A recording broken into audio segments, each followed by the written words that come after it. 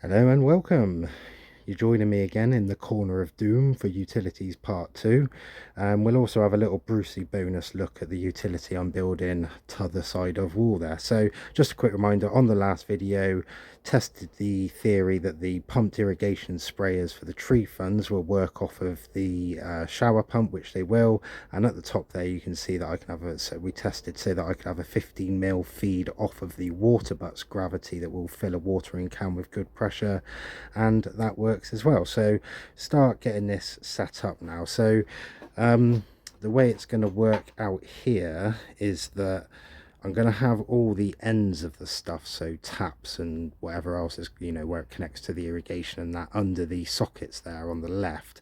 Reason for that is that if I ever get a hot tub in this area, I don't want everything located down in that corner so I can't get to anything. So I'm just going to basically come out with the pipes, either bend them or tee them depending how it works, and then just clip them across. If you're doing any sort of pipe work, the clips are the most important things. And then yeah, I can then box all that in, and make it look pretty decent, put a worktop on top of it maybe for some glasses or whatever. And then down in that corner, I don't mind what I do, I'll box it all out so it looks good. So yeah, okay, so this is me sorting through everything in the garden, and you can see I'm pulling out all the old scraps of pipe I've got that I've got loads of odd fittings on. Don't want to go and spend any money on this sort of thing, so luckily I'm a plumber, so I've got loads of it. In the cardboard boxes, stuff for the irrigation, which we don't need just yet, but yeah, I've just been sorting it out, so it's all a bit of a mess. But if you wanted to have a look at the utility, let's have a look. So I had this outside door inside the garage, I'll show you in a minute, but I rescued it because I want a normal door there, so built that out. The tough thing I've got here is that this garage door sort of rollers up over, so I can't connect to the rafters above.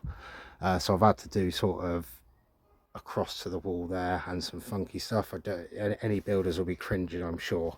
But yeah, that is solid as a rock, that ain't going nowhere. So from the garage I can get into all my work stuff there, and then the other side of it you can see DIY rack here, and then whatever sports stuff there.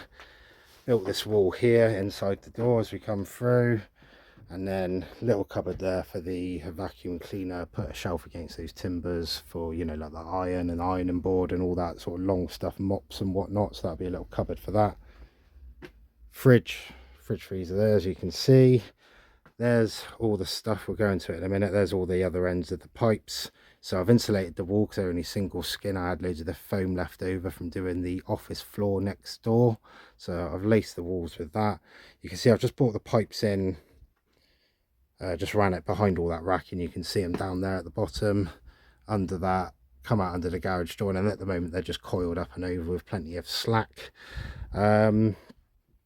Yeah, so this is going to be my little, I'll build this cupboard out here for the boiler, and then this will be where the shower pump goes and all the gubbing. So as long as I'm past that batten where the pipes clip to there on the bottom left, then that's fine. That's going to be in my little cupboard, so yeah, anything goes.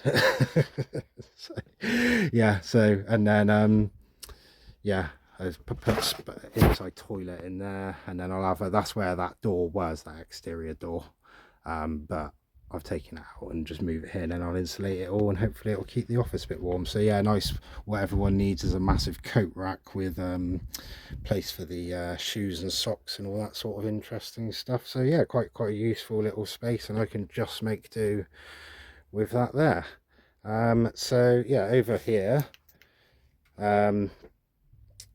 yeah, so you can see all the pipes coming through. I've filled around them, so idea being, in a minute when it goes off, I will chop all those sleeves as close to the wall as I can, and then I'll go and run the rack of clips around the other side, on the other side of the wall, so it's all ready to take the pipe. And then what I'll do is I will make up the pipe, send it through with long ends this end, and then push the elbows close to the wall on in the garden, if you know what I mean, so that I can cut the pipe the right size this end. And it'll look neat on the other side, hopefully. And then I'll sort of work my way from this corner out both ways. So hopefully today I can get because I'm getting a bit thing with the water in the garden, so I want to hook up the gravity irrigation there, which will go on the bottom pipe. And yeah, those two, the one with the red thing on with the pipes coming out the bottom, those are the radiator pipes that go out into the heating out there.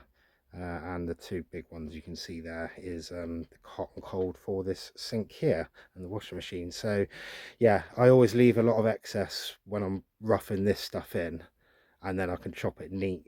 You know, better to leave it too long than too short. So anyway, yeah, let's chop these sleeves, get the pipes all through, get them clipped up on the other side and ran across to under the sockets, and then that should just leave me with a load of open ends around here. I can label them up, and it'll be ready to connect up.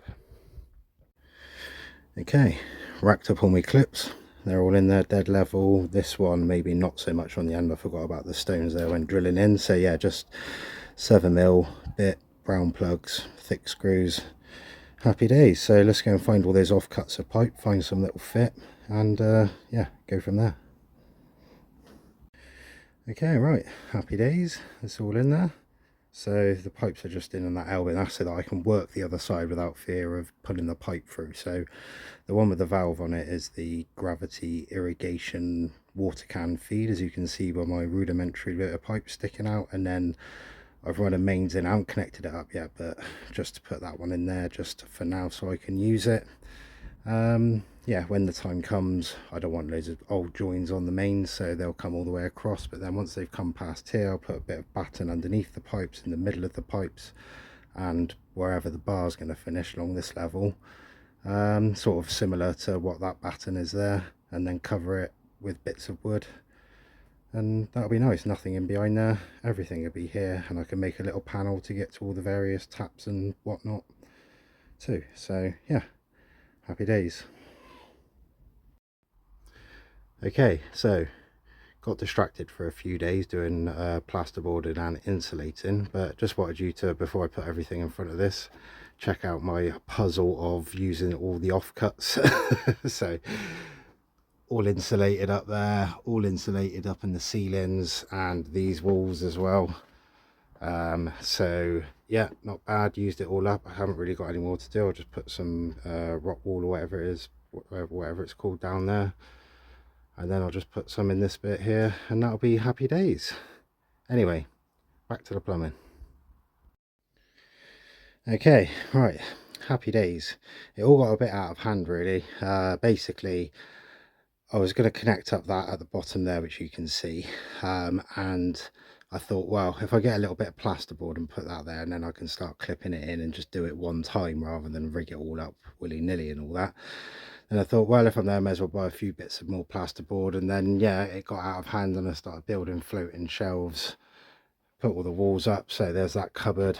Conveniently, I'll put the shelf on the join, if you see what I mean, so that you can't see the join, because I'm not planning to plaster all this. I'm just going to fill in the sides pretty much, and paint it, because it's only half, sort of, not half temporary, but yeah, it's just utility at the end of the day. Yeah, so walls are insulated. Just need the big bits of plasterboard to finish, but that's all insulated there. You can see it up in the ceiling. I'll make some loft hatch here so I can get to all those bits up there. But yeah, it's all good. So yeah, you can see the pipe comes under the radiator, goes up and then out the wall, and that goes to the rough outside tap, although not an outside tap, but just something I could fill the watering can up off of the rainwater for now. And the bottom one is a zone valve. Get into it more next time, but essentially it just opens and closes, but you can do it electronically via usually your central heating thermostat or your hot water thermostat. But I'm going to rig it up so it goes off a hive so that I can turn the irrigation on from my phone at some point, but we'll get into that next time. So yeah, let's go and rig it up to the water butts, turn it on, see how we do. Okay, all done here. Hook blew up to gravity. Red one at the back behind the roofing stuff is for pumped, so we'll do that another day, but for now that's hooked up. The garage is hooked up. So yeah, let's turn it on.